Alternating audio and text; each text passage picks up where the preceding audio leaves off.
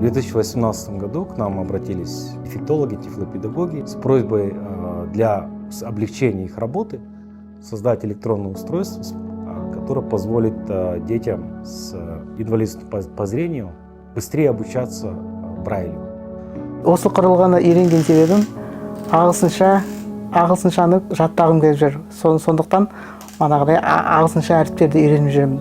Яғни дәл осы құрылғының бір данасын мен үйде пайдаланып жүрмін. Үйде манағыдай заниматься етіп жүрмін. Көзім көрмегені 1-2 жыл болып қалып, визуал аппараты шығып, осы аппаратпен үйреніп жатырмын. Бұл аппарат өте жақсы, тиімді.